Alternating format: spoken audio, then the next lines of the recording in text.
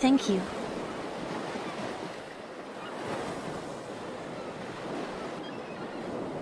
Guts? Are you all right? My body's not all that delicate. Don't worry. But you should take off the armor and rest for at least 4 or 5 more days. The talisman your mistress carved into this armor and on Casca's necklace probably won't last forever as substitutes.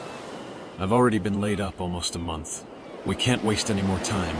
The pain definitely doesn't fade as much as it does when fighting. But still, thanks to this thing, our journey won't be delayed. Even the wounds are a lot better thanks to your strong medicine and the bugs. Do not be negligent. That armor is cursed. You could end up going berserk in battle again. But now, I've got a reliable magic user. I know it's rash, but it really was dreadful after that battle. The armor ate into his body for days, unable to be removed, and the bleeding continued. When we finally removed it, the sharp pain made him repeatedly slip in and out of consciousness. Each time, the wounds would open again, no matter how robust he is. If a mere human is to exchange blows with those monsters, for that he must, as a human, become a monster.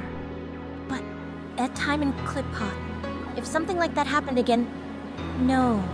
Even now, his survival's not guaranteed. So I don't know if this is really the... This is nice.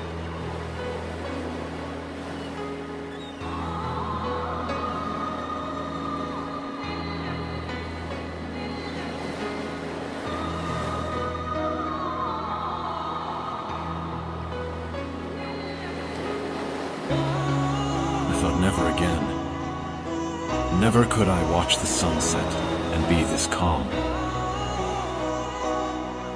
Never again that I could sleep the night through.